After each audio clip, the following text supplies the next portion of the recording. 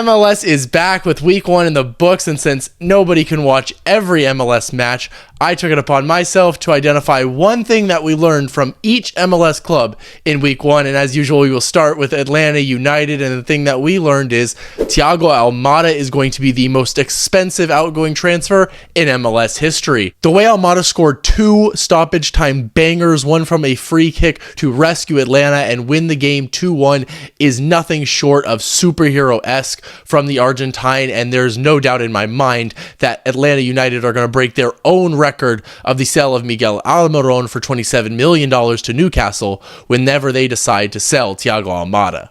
Austin FC's week 1 takeaway is a lot less positive. Kip Keller is the worst top 5 super draft pick in MLS history. He had a complete disaster class week 1 against St. Louis, at fault for all 3 of their goals, including the worst back pass in MLS history for their second.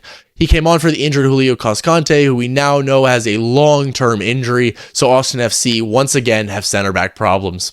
Charlotte FC is a big one and probably could come back to bite me, but after week 1, Enzo Capetti is not the answer.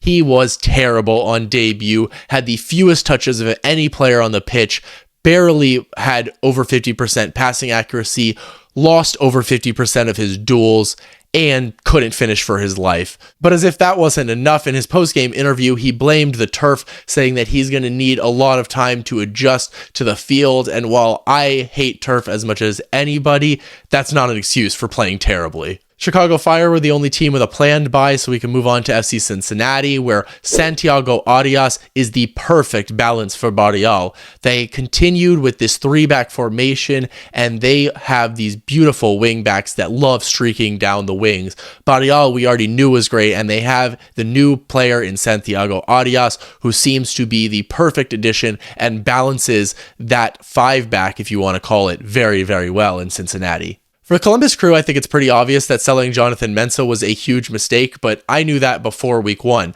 So my week 1 takeaway is that Darlington Nagbe has a one-track mind. And what I mean by that is that we knew he was going to play this more advanced role for Columbus this season with the introduction of Aidan Morris. And while he did contribute a lot more than he normally does going forward, that took a lot away from his defensive contribution that he normally has on the game. And I think that that was a huge problem for Columbus in preventing Philadelphia from creating all the chances that they were able to in week 1. Colorado Rapids have another bad week 1 takeaway because, to me, the Rapids will be lucky to avoid the wooden spoon in 2023.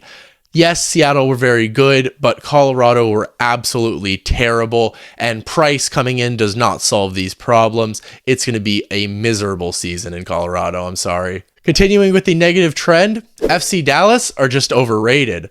It wasn't a tactical issue. They dominated the game in possession, but everybody just dropped stinkers. And despite that possession domination, they weren't able to create clear-cut chances, couldn't get any real shots on goal, and allowed Minnesota to snatch 3 points in Dallas. Week 1, overrated, man. Let's get some positivity back because DC United are going to make the playoffs in 2023. I tried to tell y'all, this team is different in 2023, completely rebuilt. And of course, in week 1, we saw Cu Di Pietro come on and make the difference, the academy youngster. Hopefully he can be an elite super sub for the team all season. That is great to see. Hey, I hope you're enjoying the video. I'm trying out this new mic for this one, so let me know what you guys think of it in the comments, and while you're at it, hit that subscribe button. All right, back to the video. Continuing with the trend, Houston Dynamo are playoff contenders, and I would have never said this a week ago, but they performed very, very well in Cincinnati, and really were the better side, although they lost the game. I predicted them last in the West, but that is not how they're looking week 1, with the midfield looking very, very solid. Artur needs to step it up a little bit from what we saw in week 1, but I expect that. Herrera actually looked like he wanted to play in MLS for the first time. Carrasquillo was very, very impressive to me, and the only thing they really need is a winger, but they have that incoming in M&A Bosse when he is ready and fit to play, their only real big signing this offseason. El Tráfico at the Rose Bowl between Galaxy and LAFC was unfortunately postponed. Otherwise, I would have been there, so we can move on to Inter Miami, where Sergei Kristov is a masterstroke signing. Of course, he scored on debut, but he put in a man-of-the-match performance and is exactly what Inter Miami thought he could be, that hard-nosed central defender that they have been needing in Miami. I like this positivity, and I'm going to keep it going because Minnesota United are going to make the playoffs in 2023. I didn't really expect this, and I don't want to overreact too heavily to their week 1 performance in Dallas because I do think Dallas were just really, really poor as well. But they went in, executed their game plan, and came out with 3 points. So I think playoffs should absolutely be the standard for Minnesota United this season. On to CF Montreal, and what am I really supposed to have learned here? I predicted them last in the East. That's exactly what it looks like. Actually, you know what? This is what I learned from Montreal. Start a 4 and give Toy minutes, because I'm not really saying bench Kyoto, but he and Ibrahim had their chances and just couldn't finish. So I'd say just start rotating your strikers until somebody decides to start putting the ball in the back of the net and show that they want a starting job. Going back to the first game of the season, Nashville SC have the best defensive shape in the league, and I say that because they conceded a ton of possession to New York City FC, and really, in my opinion, New York City were the better side, but they weren't able to create clear-cut chances because Nashville just kept a very, very solid defensive shape and only allowed 2 shots on target in the entire game. Moving to Foxborough, this one is rather obvious to me. The New England Revolution need to buy another winger.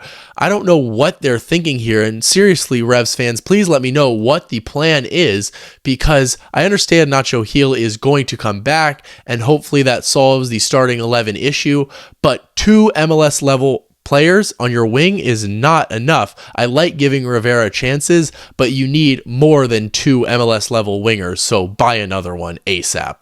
Back to the first game of the season at NYCFC, and although I do think they played pretty well, this one is negative. Do not put Talles Magno in the 9 anymore. We knew that this would be a problem, I think, preseason, but it reared its head in game 1. He was clearly best when he was drifting off to that left wing in his natural position. That is where he can do the most damage, so please, New York City, stop limiting your best player. Over to Jersey, and my takeaway for the New York Red Bulls is Dante Vangier is all they're missing, because I think they played very, very well against Orlando. They created a ton of chances. They dominated the game for the most part, but all they really need is somebody to put that ball in the back of the net. That is what they brought Dante Vangier here to do, and so when he can get on the pitch, I think they can really compete in the East, it looks like. Over to their opponents, Orlando City have a front 4 that is far from their best. They had a total of 6 shots in the entire game, and only one of them was a shot on target, of course, their penalty from Facundo Torres. So while they did win the game, they have a lot of improvement to do. Ojeda, you expect to have some time needed to settle in, but Kata didn't look very good either, and really that front 4 just needs to gel better together because you have to be putting the ball in the back of the net a lot more than Orlando City did in week 1. Philadelphia Union absolutely battered the Columbus Crew, but to say that the week 1 takeaway is they're the favorites for the Eastern Conference is really not much of a takeaway because we already knew that. The takeaway for me is Joaquin Torres is a baller. Their new signing from Montreal produced the highlight of the week with a double spin move, a double Maradona, whatever you want to call it, before slipping in a clever through ball to assist Julian Carranza for the goal. It was a beautiful, beautiful move, and I just want to see more and more of Joaquin Torres. Moving to some Monday Night MLS, which I loved, by the way. Portland did get the 1-0 win at home against Sporting Kansas City, but my takeaway for them was Evander is going to need some time to settle in. It looked very easy for Sporting Kansas City to deny him ball entry, and I think that he is a fantastic player, and I really do think he's going to smash over Portland, but after watching last night, I think it's going to take a little bit of time for him to get things going. Moving to Real Salt Lake, and my takeaway is to start your new signing, Carlos Andres Gomez. Michael Chang, I know he got an assist, and he honestly wasn't bad, but Carlos Andres Gomez is a lightning burst of energy, and you did not pay $3 million to bench him behind Michael Chang. Start him immediately. With the San Jose Earthquakes, I think the week 1 takeaway was change takes time, because there were absolutely positive signs in Atlanta. They played very well and were almost able to get those 3 points away on opening day. Of course, Thiago Almada snatched them away and they bottled it. However, there were those positive signs, and at first you need to see that change in style and mentality, and then later on you're going to see those points coming for San Jose. The week 1 takeaway for Seattle is very simple. The Sounders are back. They had a huge drop-off last year, obviously not making the playoffs despite winning the CONCACAF Champions League, but after absolutely smashing Colorado, which you expect them to do, but they did it, and that means they're back. Sporting Kansas City played pretty well in that Monday night MLS game in Portland despite being unable to pick up a point, but the takeaway for me was Eric Tommy wearing the captain's armband. I still do expect Johnny Russell to be wearing it when fit and on the pitch, but it was significant to me because Graham Zusi was on the pitch and was not wearing that captain's armband. Also, I think it made it very obvious to me that when Gadi Kinda is back and fit, you just put Remy Walter at that 6 and have him play that by himself, with Tommy and Kinda playing dual 8s, and with their creativity of 10s playing as 8s, you're going to be able to create a lot of damage going forward, especially when Pulido comes back. Onto the expansion side, St. Louis City, and the takeaway is that St. Louis City will not finish bottom this year. And I said this before the season, but still most people predicted them to finish 14th. I don't think anybody has them there anymore. They went into Austin, who of course finished 2nd in the West last season, and they came out with an inaugural win. Congratulations to all these St. Louis City fans, and also I can't wait to see what this team has ready in store for the rest of the season. Moving up north to Canada, and in Toronto, I think it's pretty obvious the only thing everybody is thinking is I hope Lorenzo Insigne is okay, but that is not really a takeaway. So my takeaway is that Toronto FC are still defensively shaky despite bringing in Matt Hedges and Sean Johnson, 2 major signings from this offseason from within MLS, and you thought that that would solve a lot of their defensive issues, yet they still managed to concede 3 goals to DC United, which really shouldn't be happening, even though I do think they are a much better team this year. Last but not least, Vancouver Whitecaps need to start Sergio Cordova. I honestly kind of forgot they signed him this offseason from RSL, but it's a very good signing, and Brian White really isn't it. Cordova is better in my opinion. I don't know why he's not starting. White had a very bad week 1, and it's obvious to me. Start Cordova. Thank you so much for watching. If you enjoyed the video and want more MLS content from an MLS journalist, please hit that like and subscribe button. It really helps me out. I will see you next time.